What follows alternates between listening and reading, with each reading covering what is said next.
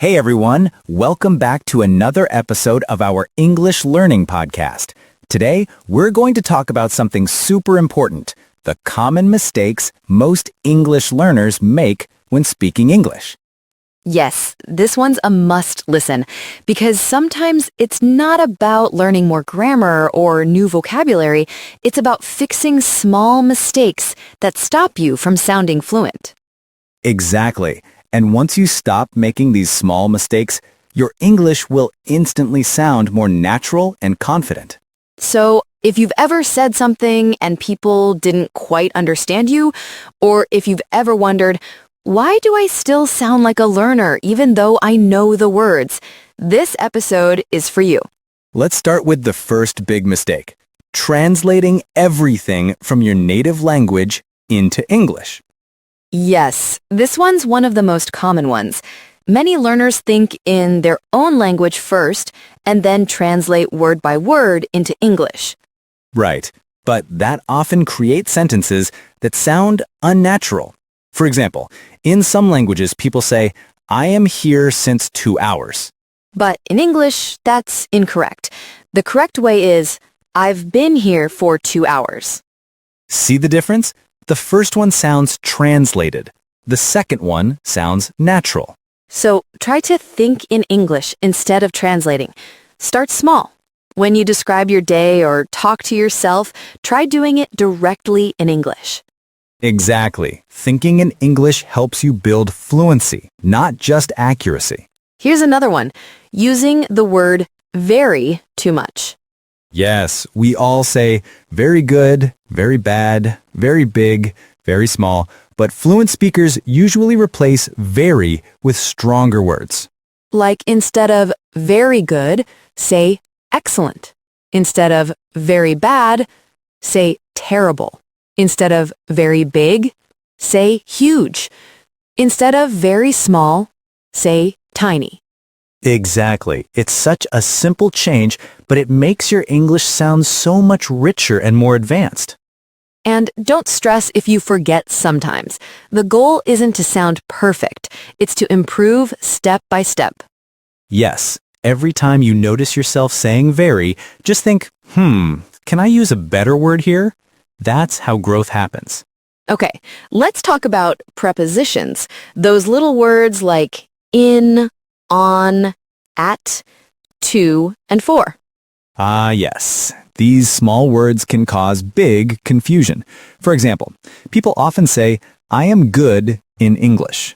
But the correct one is, I am good at English.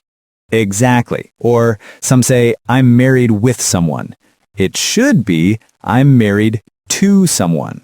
Or, I'm waiting you. It should be, I'm waiting for you. Perfect examples. You see, these tiny words change the meaning completely. And the best way to master them is to learn them in phrases, not alone. Don't just memorize to or for. Learn phrases like listen to music, wait for someone, interested in something. Exactly. Context is everything. Now let's talk about pronunciation. Many learners worry too much about sounding like a native speaker. Yes, and that's a mistake in itself. You don't need a perfect accent. You just need clear pronunciation. Exactly. Clear means people can understand you easily. Here's a tip.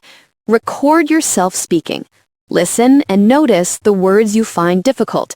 Then check how native speakers pronounce them. And practice slowly. Don't rush. Fluency doesn't mean speed. It means confidence and clarity. Exactly. Even native speakers pause, hesitate, and think. You can too. One of the biggest mistakes learners make is they spend all their time studying English, but not actually using it. Yes, they watch videos, read books, learn grammar, but don't actually speak. That's like learning how to swim by reading a book. You'll never get into the water. Perfect example. You need to speak to improve your speaking. Even if you make mistakes, that's how you learn. Start small. Speak for 1 minute a day, even alone. Describe what you see, what you're doing, or what you plan to do. Exactly. The key is consistency, not perfection. Another mistake is using English that's too formal in casual conversations. Yes, learners often learn textbook English, but in real life, we speak much simpler. For example, the textbook says, "I am not certain about that." But in daily life, people say, "I'm not sure." Or, I would appreciate it if you could assist me. Becomes, can you help me, please? See? Simpler, more natural. So don't try to sound like a grammar book. Just sound like you. Let's talk about fear. Many learners don't speak because they're afraid of making mistakes. Yes, but guess what?